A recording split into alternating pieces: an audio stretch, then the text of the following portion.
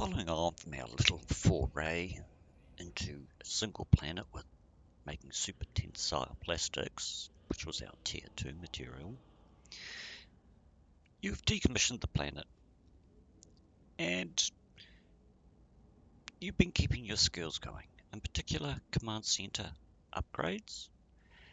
We're going to want that to be 5 as soon as possible. Maybe you've even been going into your planetology and advanced planetology to aid in getting the best extraction from a planet. Possibly you've been going into your interplanetary consolidation as well. Well, at least I hope so. For this episode and the next, you're going to want a minimum of interplanetary consolidation 2, because what I'll be covering, or this example I'll be covering, requires 3 planets. Now remember, you get 1 planet for free. Every additional planet needs a level of interplanetary consolidation. So as we want 3 planets, you're going to need level 2. And yes, you're going to want Command Center Upgrade 5 as well, because you're going to basically want to have as much as you can get from your command centers for the setup. Now at this point you've decided you want to make a tier 3, which generally sells for more, so better income. Again, if you are supporting your corporation's manufacturing efforts, they may indicate what tier 3 they would prefer you to make. If you're just doing it for your own personal income, then the field is wide open. Whatever you want. We'll say you've decided on robotics. Nice tier 3 product. Where do you begin? Well, first off, we won't be going anywhere because you're going to want a planet. Not planet, planet. So you're going to want to build a blueprint of what planets you're going to want, what resources you're going to need, and how it all fits together. So to begin with, we're going to map out the inputs for each and the outputs and the cycle time. Now, there's a reason I get cycle time in there, which we'll get to as we start putting our plan together. So yes, this is going to be a bit more theory-based, you might say, but having a plan to begin is going to make the actual setup a lot easier and a lot more streamlined as you know what you're going to be doing. So let's start our planning session. As with the super tensile plastics, just go to your regional market, search for robotics, and bring up its info. We don't need that anymore. Also bring up your notepad, just so you can keep notes on it as you go along, as you build your plan. So new note, robotics. So, where are we? We now have our tier 3 information, robotics. So, we'll start at the top. So what do we want for robotics? First, our cycle time. As you can see, 1 hour cycle time, output is 18 cubic meters per hour. Notice that's volume. Here's our actual output in units. So we'll say 60 minutes, that's our cycle time. Output is 3 per cycle. As robotics is the end product, we don't technically need to note down the output, but it helps to know what you're going to be getting out of it. And our input, as you can see, is 10 per cycle for each of our inputs. So make a note of the inputs as well.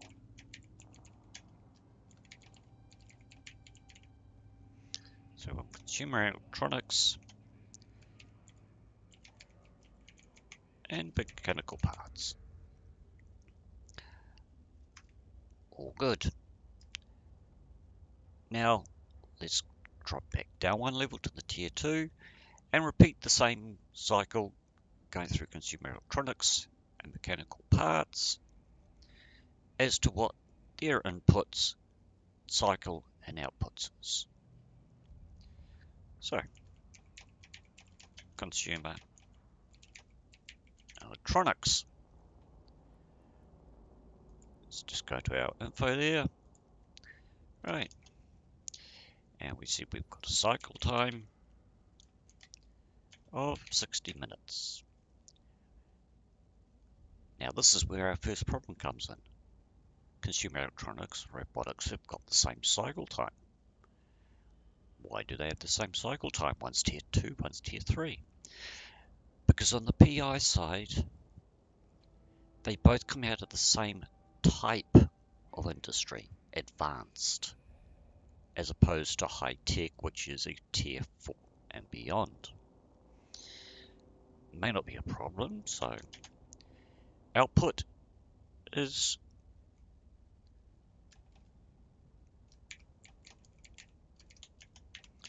five per cycle. And this is where our problem comes in. We're only producing half the input we need for robotics, but they've got the same cycle time. Not ideal, but we can live with it.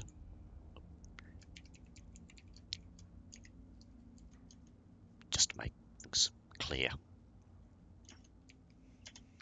And our input is 40 per cycle.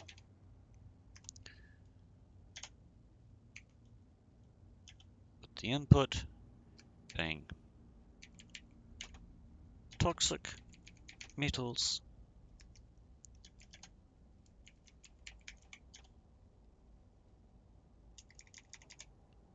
and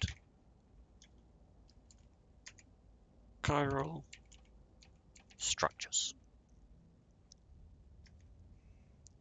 All good. Just go back one level and we'll record same information for our mechanical parts.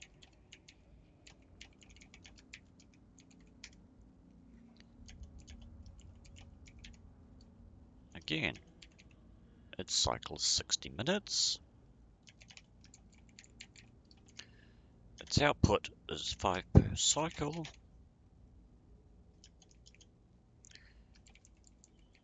And its input is 40 per cycle.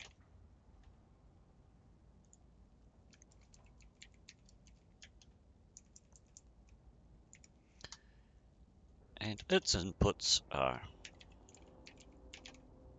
reactive,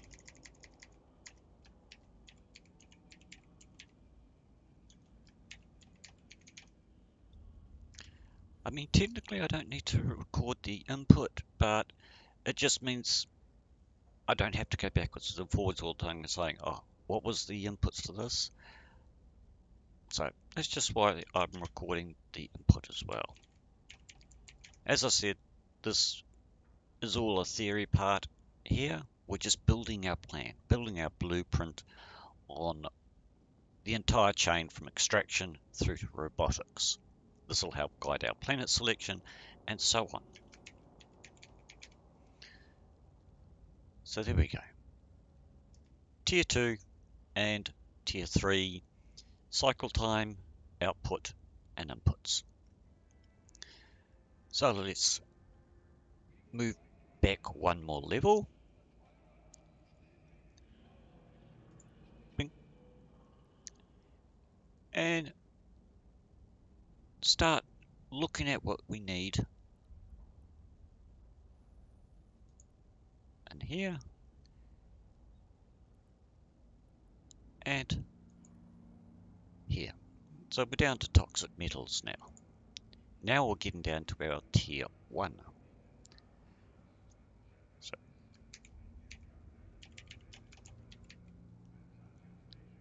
toxic metals.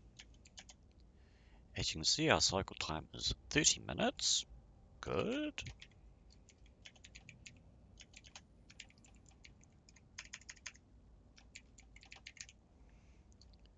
Our output is 20 per cycle.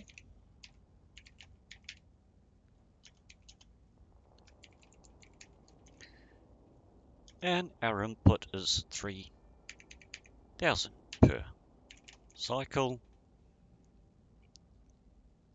with the only input being heavy metals.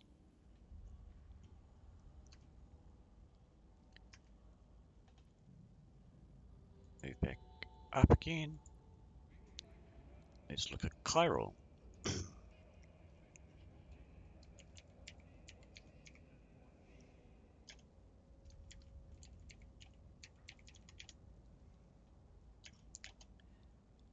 Again, its cycle is 30 minutes.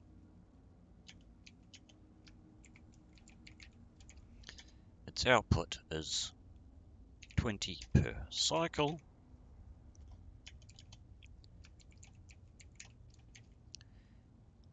And again, input is 3,000 per cycle, with the input being non-CS crystals. Cool. So those are our inputs through to our consumer electronics. Now, we'll go and have a look at our mechanical parts. So, we've already recorded this, so we want to know about reactive and precious. You can either tick into it or just hover over it and it'll tell you what you need anyway. So, reactive metals.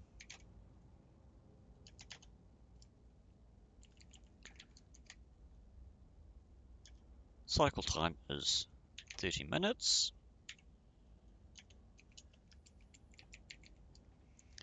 The output from that cycle, 20 per cycle.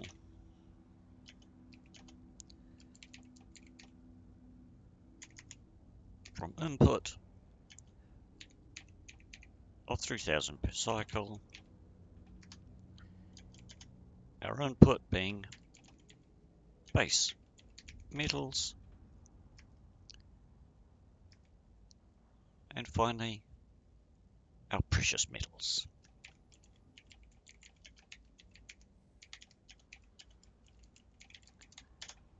Cycle again, 30 minutes. Each cycle has an output of 20 per cycle.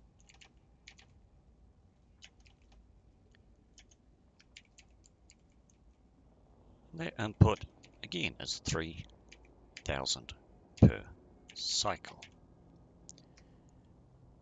With our input material being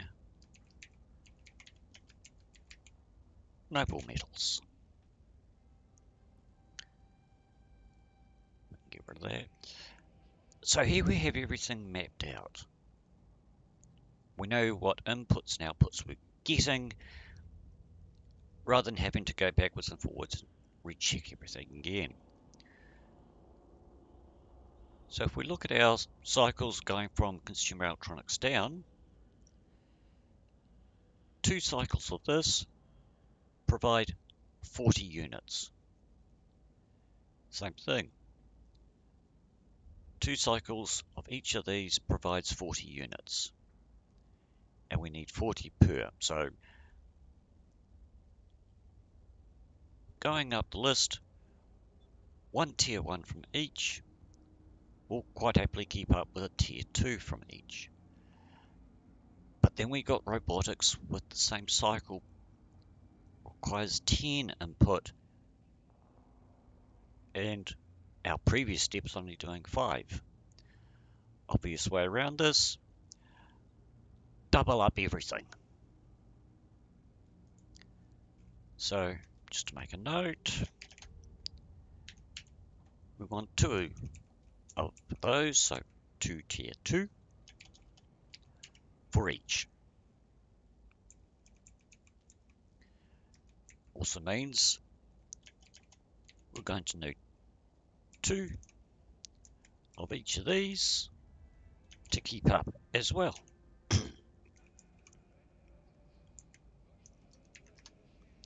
So just making notes here. 2 of those and 2 of those. Now, of course, for our extraction down at this level, the rest of it will take care of itself, but it's this area is what we're going to be interested in.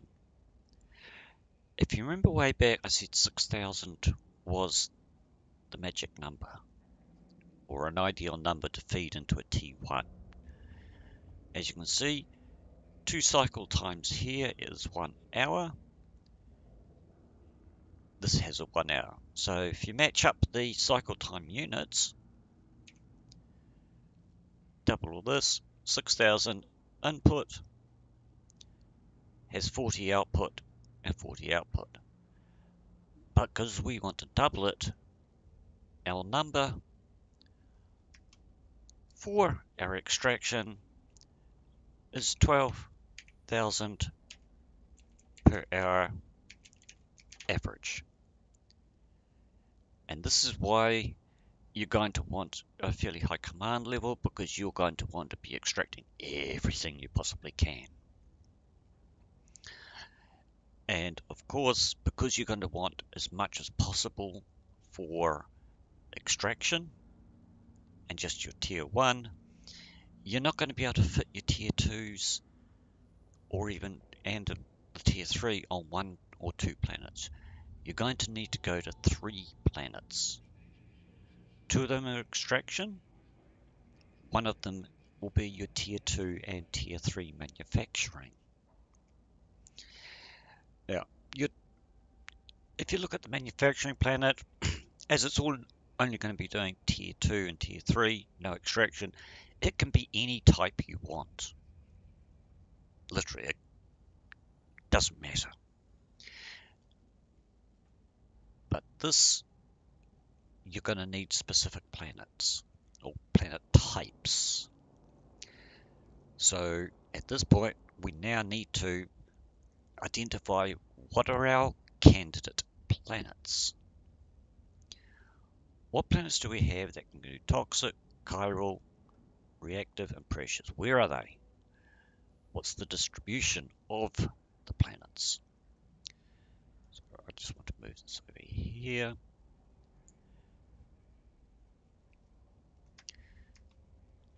As you can see, our blueprint's building up.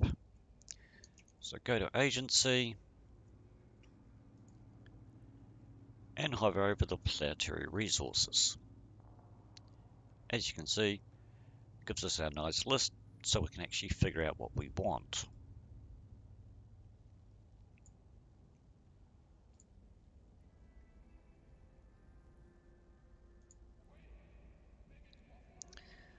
So the last step in our initial planning is to identify what types of planets would work for us. So if we have a look at heavy metals, where do we find heavy metals?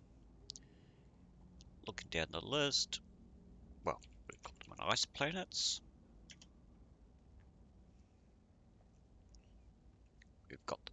plasma planets,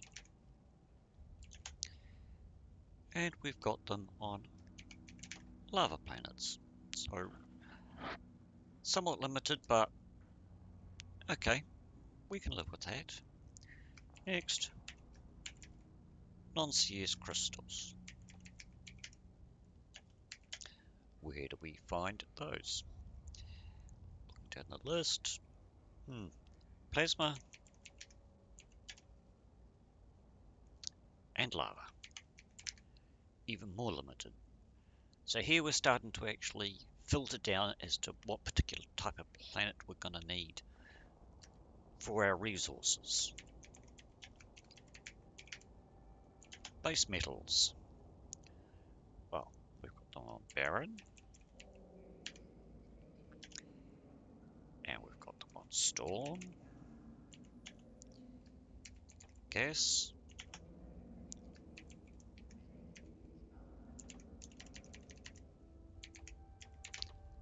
Plasma. And lava.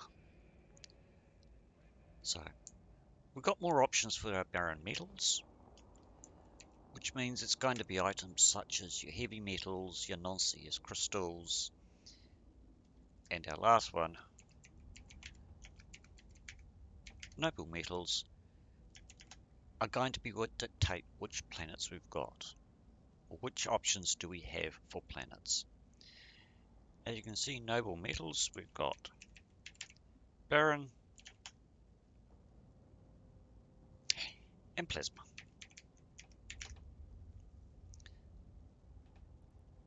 Don't need that anymore. So now we have a list of candidate types. As we can see, we've got plasma shows up everywhere for our list. Lava shows up in a few places. Ice is only once.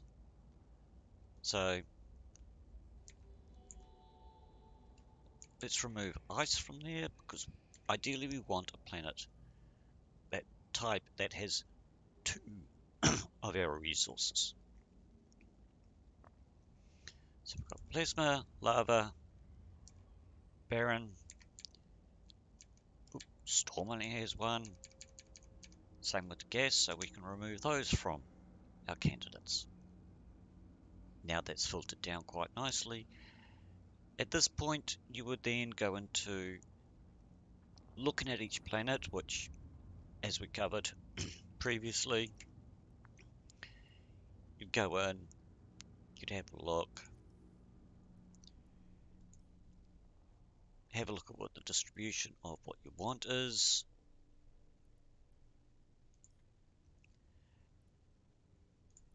And make a decision about which particular planets you're going to want. From our blueprint here, we now have a much better idea of what planets we want, what we need to set up on the planets, 2 extractors, and 4 T1s. 2 T1s for each particular type of extracted material. And of course, we'll want our storage and our launch pad. And in the next episode, we'll dive a bit more into it, including getting things set up, getting your production planets underway, and getting your manufacturing planet prepared. And as I said, we'll cover that one next.